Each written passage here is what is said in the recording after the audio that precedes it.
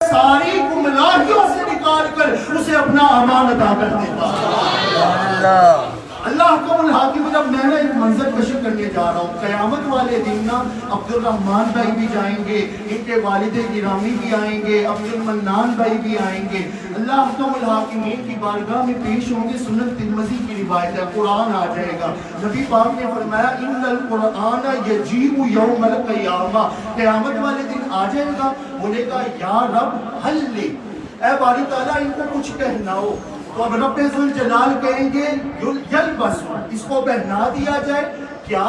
تاج الکرامہ، بزرگی اور شرف کا تاج رب ذوالجلال ان کے سروں پر سجا دے گا۔ اب قرآن کریم کا آپ کہتے ہیں نا بچے جس طرح لاڈ کرتے ہیں، قرآن کریم رب کو بولے گا اللہم زدہ، مزید اضافہ کر، رب ذوالجلال فرمائیں گے یلبس، اس کو پہنا دو، حلت الکرامہ، بزرگی اور شرافت کا لباس اس کو زیب تن کروا دو۔ اب وہ پہنا دیا جائے گا۔ اب رب ذوالجلال، نبی پاک کہتے ہیں رب ذوالجلال کہے گا این والداہما صاحب القرآن یو کما قال، یہ صاحب قرآن کے والدین کدھر ہے؟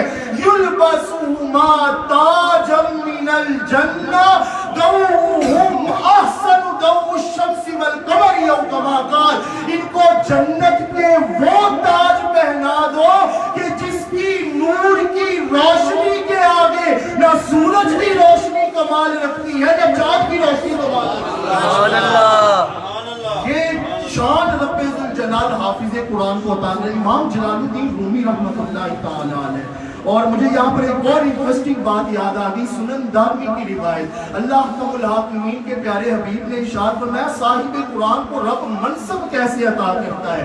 آقا کریم نے فرمایا حافظ القرآن صاحب القرآن، یہ جو حافظ قرآن اور صاحب قرآن ہے نا، ہم من اہل اللہ، یہ اللہ کی فیملی ہے، یہ اللہ کی فیملی ہے، اللہ کے اہل اللہ بندے وہ ہیں جو حافظ قرآن ہیں، اور یہی تو وہ لوگ ہیں کنت سمعہ الذی یسمع بہ، اگر یہ قرآن کے معنی اور مفاہیم کو سمجھ لینا تو یہ پھر ان کے ہاتھ ان کے نہیں ہوتے، خدا کے ہاتھ بن جاتے ہیں، ان کے کان ان کے نہیں ہوتے، خدا کے کان بن جاتے ہیں، پھر ان کا چلنا نہیں ہوتا بلکہ خدا کا چلنا بن جاتا ہے۔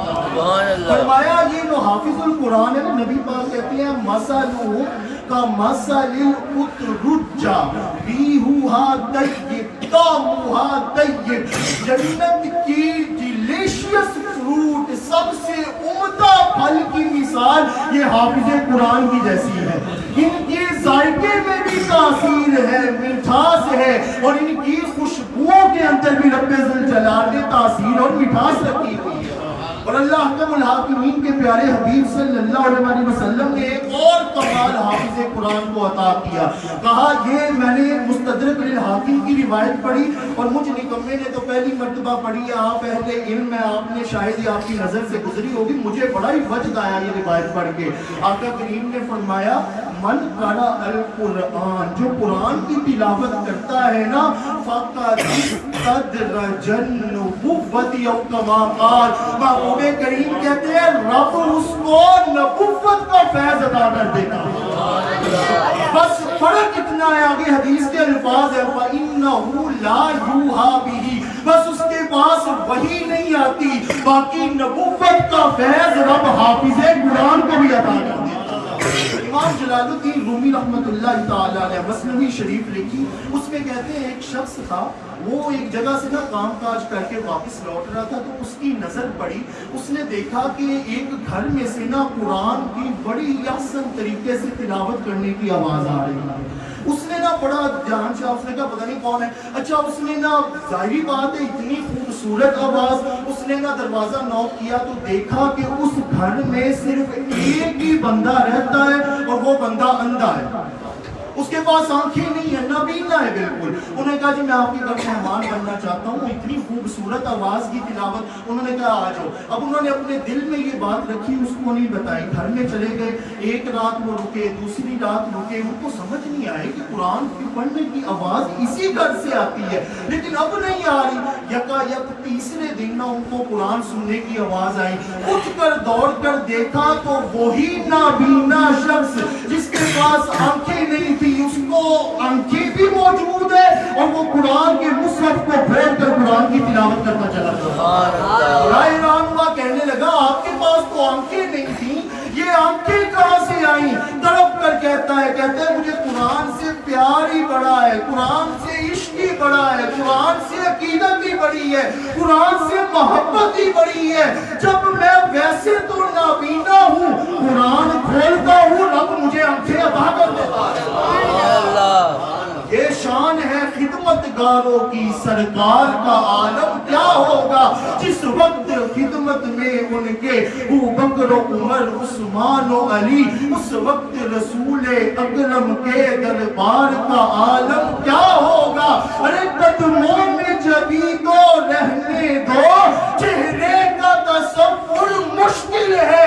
ارے جب چاند سے بڑھ کر ایڑی ہے، رخسار کا عالم کیا ہوگا.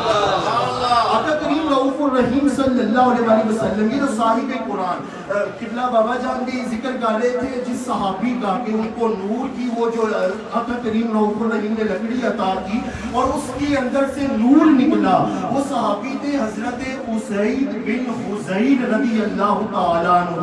میں ان کی نسبت سے مجھے بیٹھے بیٹھے قبلہ والد گرامی کے توسل سے بات یاد آئی.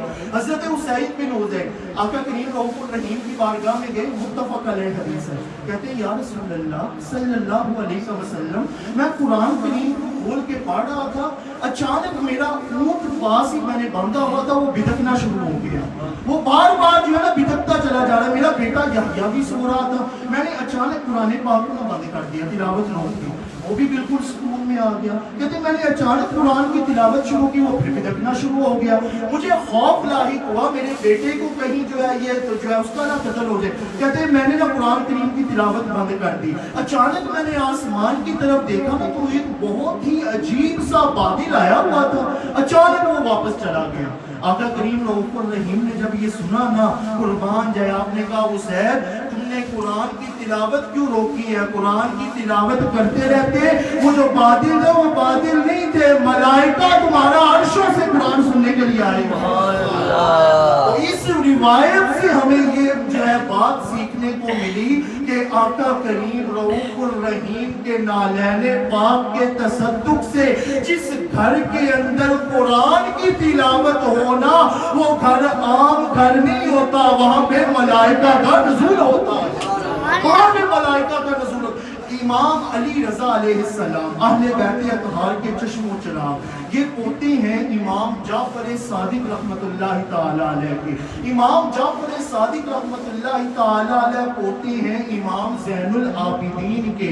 امام زین العابدین بیٹے ہیں امام حسین کے، اور امام حسین علیہ السلام نواسی ہیں محمد مصطفیٰ صلی اللہ علیہ وسلم.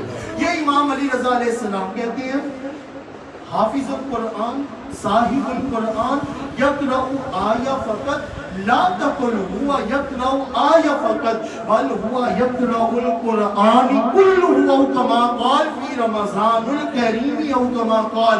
امام علی رضا علیہ السلام کہتے ہیں حافظ قرآن رمضان المبارک میں قرآن کی ایک آیت تلاوت کرے نا تو یہ مت سمجھنا اس نے ایک آیت پڑھی ہے، ایسے ہی ہے جیسے اس نے پورا قرآن تلاوت کیا ہوا.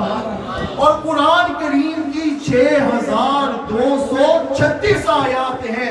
تو پھر میں یہ کہنے کو حق رکھتا ہوں نا کہ اہل بیت اطہار کے توسل سے عبد الرحمن بھائی نے، عبد المنان بھائی نے اس گھر کے اندر رمضان المبارک میں قرآن کی 6236 آیات نہیں پڑھی بلکہ 6236 مرتبہ قرآن کو مکمل کیا ہوا.